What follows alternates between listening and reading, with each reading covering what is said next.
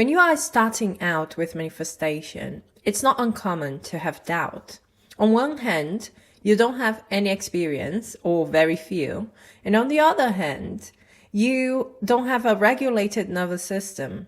So it is normal to go through ups and downs. There are periods where you are in full trust and other times you are in deep doubt. Whilst this is not the desirable situation, in a perfect world, you would have a pure assumption, an assumption that is not contradicted.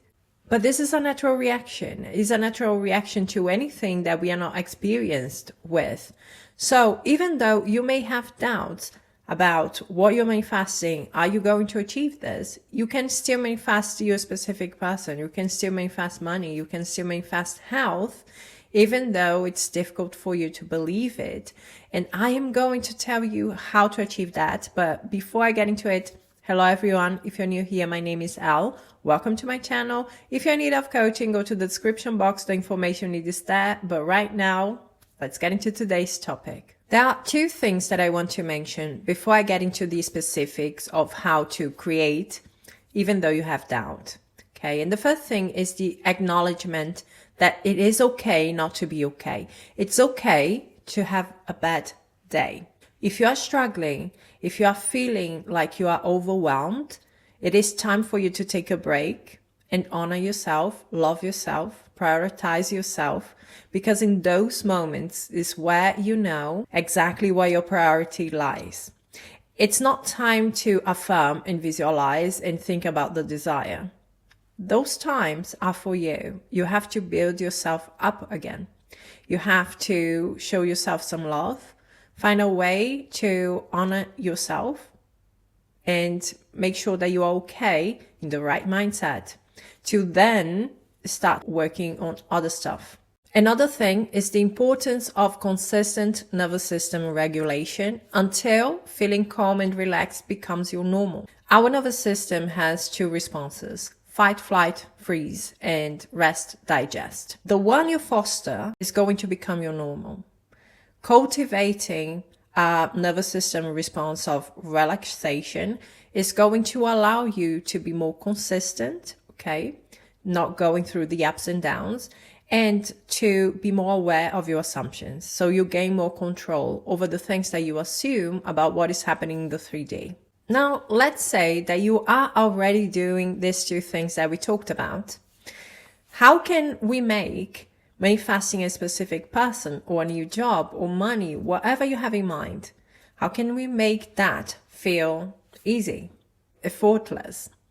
And you know that for the universe, everything is easy and effortless. Everything is neutral. Everything is the same. So there is no difference. You may notice a delay in the 3D. It may take some time, but it's not because it's more difficult to get there. These are the events that have to take place naturally to get you there. But this is another topic. The question here is, how can you make manifesting whatever you desire feel easy, natural, effortless to you? And the answer to that is you increase your value in your own eyes. The tragic thing about struggling with manifesting a specific person is that we are putting their value above ours. We are saying somehow there is something within us that believes they can find someone better, but I won't. They have more to offer than I do. Okay, so this is a mindset of disadvantage. And that's the reason why I'm saying the solution to this is you increasing your value. If you are seeing that person as being here and you are saying, I'm here, okay, then of course I'm going to put that person on a pedestal. If I think they are my only shot at love, I'm going to do anything that I can to have it. Because if it's not that person, I'm going to be miserable the rest of my life, which is not true, okay? It's just the illusion. But there is that feeling there is that idea there. The solution to this is you have to increase your own value. It really requires a shift in perspective. You have to take a look at how you are treating yourself, how you are thinking about yourself, what kind of assumptions you have about yourself in that relationship. Because you can't go around thinking and acting as if they were doing you a favor in being in your life. If you treat them as a celebrity, they are going to treat you like a fan. You have to face that person with the knowledge, I do have a lot to offer. I am good enough, and I know that what I have, you want. Because I am unique. You will never find someone like me. You must change that mindset and turn that into confidence about who you are and what you have to offer. And for everyone here who is potentially putting the specific person on a pedestal, in that situation, what snapped me out of the idea, this is the only person, my only shot at love, the only person who can love me, who can make me happy, was asking myself, if that person didn't exist, if that person died, would I think that way? I am going to be lonely forever. I will never find love again.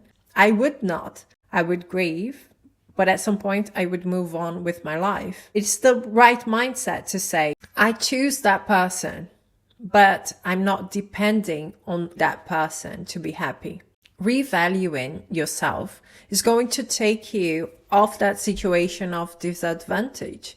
And it's going to put you at a place where you understand your value, your power in your uniqueness, and make you feel confident about who you are. Because the only reason why you are struggling right now is because you think that person has a life, that person has options, that person has other possibilities, and you don't. But when you start looking at yourself like, you know what? I'm such a prize. I have so much to offer. There are enough people who would be really happy and glad to have me in their lives. There's enough people wanting my attention, enough people who want to be their best for me. And my specific person knows that. They notice that.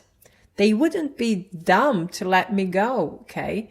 So you have to start thinking about yourself like everything that I have to offer has so much value, is so worth it, that people realize that. So here is also the trick, okay? When your thoughts go to them, you bring them back to you, to your self-concept, to where your confidence lies, okay?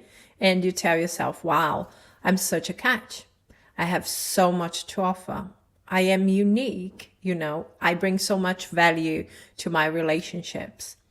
I am so interesting and people notice that. I'm so magnetic and they want to be in my life. Reinforce your self-concept. And yes, of course, at some point, you are going to take a look at your assumptions about them too, okay?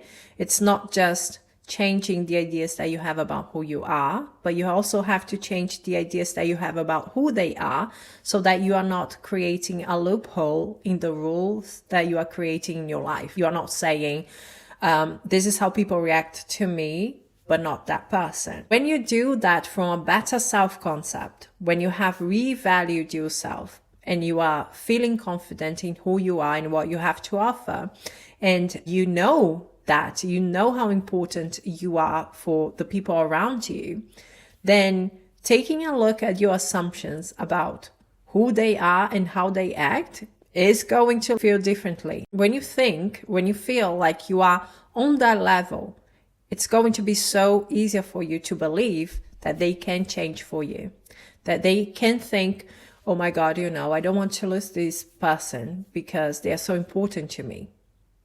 They can notice I have been doing the biggest mistake of my life.